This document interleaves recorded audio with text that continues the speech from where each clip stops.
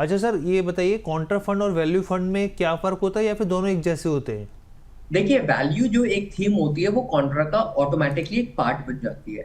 और उसके पीछे कारण ये होता है कि जब भी कॉन्ट्रेरियन स्ट्रैटेजी आप लेते हो, तो आप वो सेक्टर्स या थीम्स चूज करते हो जो जिसकी performance up to the mark या अप टू द स्टैंडर्ड्स नहीं होती है, या वो अपने डाउनटर्न फेज में चल रही है। जी। जब भी आप अपने डाउनटर्न फेज के अगर आप स्टॉक्स को लेते हैं, तो वैल्यूएशन के पॉइंट ऑफ व्यू से सस्ते हो जाते हैं।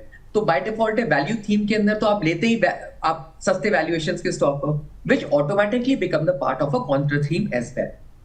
ठीक है सर। अच्छा सर, एक किशोर परिहार जी का सवाल ले लेते हैं।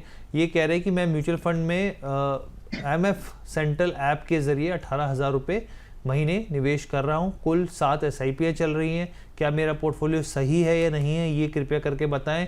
तो देखिए, इनका एसबीआई स्मॉल कैप फंड है। करीब 2500 रुपये यहाँ निवेश करें। निपॉन स्मॉल कैप में 1500 निवेश कर रहे हैं। यहाँ पे जेएम फ्लैक्सी कैप में 1500 निवेश कर रहे हैं। निपॉन फ्लैक्सी कैप में 3000 निवेश कर रहे हैं। एचडीएफसी में 3000। Contra fund, SBI Contra fund में 2500 रुपये निवेश करें। निपॉन लार्ज कैप में 4000 निवेश करें। सर, जो अभी आप बात कहते हैं, मुझे लग रहा है आपकी 2 बातें तो इन्होंने सुन ली हैं। 2 स्मॉल कैप में डाला है और 2 इन्होंने यहाँ पर ये मेरे ख्याल से कॉन्ट्रा नहीं, स्मॉल कैप में शायद डाला इन्होंने। फ्लैक्सी कैप में दो फंड्स में निवेश किया। सर, आपके हिसाब से क्या किशोर जी के फंड में कुछ बदलाव की ज़रूरत है पोर्टफोलियो में?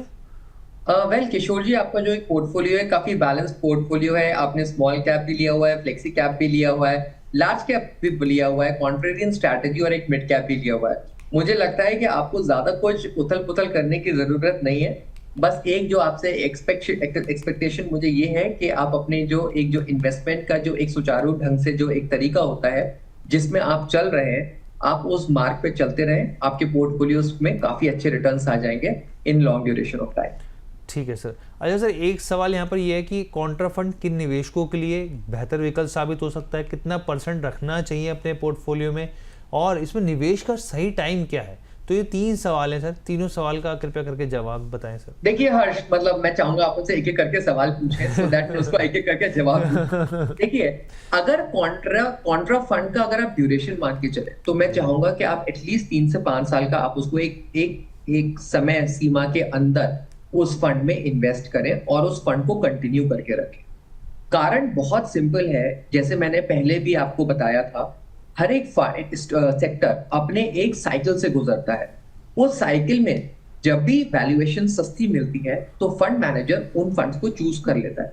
ऐसा हो सकता है कि लेट्स से 8 महीने या 1 साल उन फंड्स में जो रिटर्न्स हैं वो रिलेटिवली कम आ रहे हैं, बट इसका मतलब ये नहीं है कि वो फंड्स अच्छे परफॉर्म नहीं कर रहे।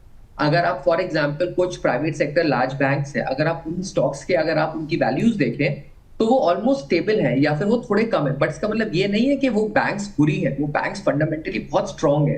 वो कॉन्ट्रा थीम का ऑटोमेटिकली पार्ट बन जाती है। इन्वेस्टर्स को मैं यही समझाऊंगा कि 3 से 5 साल के अंदर हर एक स्टॉक अपने जो ऊपर वाले के चरम होता है उस पर वो पहुंच जाता है। तो कॉन्ट्रेरियन थीम में जो एक जो प्रावधान होना चाहिए ड्यूरेशन का, वो 3 से 5 साल का होना चाहिए। उसमें वो अपने फुल फ्लो में अपने रिटर्न्स में आ जाएगा और पोर्टफोलियोज में एक अच्छा अपना महत्वपूर्ण भूमिका भी निभाएगा। सेकंड, आपका सवाल ये था कि एक पोर्टफोलियो के अंदर कितना % ऑफ कॉन्ट्रेरियन थीम होना चाहिए या कॉन्ट्रा फंड होना चाहिए। मुझे लगता है अगर 10% तक भी या 15% तक भी अगर आप कॉन्ट्रेरियन बेट ले रहे हैं अपने पोर्टफोलियो के अंदर, तो वो आपके पोर्टफोलियो में एक एडिशनल क्वेश्चन देगा, जहां आपके पास वो सारे सेक्टर्स या थीम्स होंगे जो 85% ऑफ पोर्टफोलियोज के अंदर डोमिनेंट नहीं होंगे।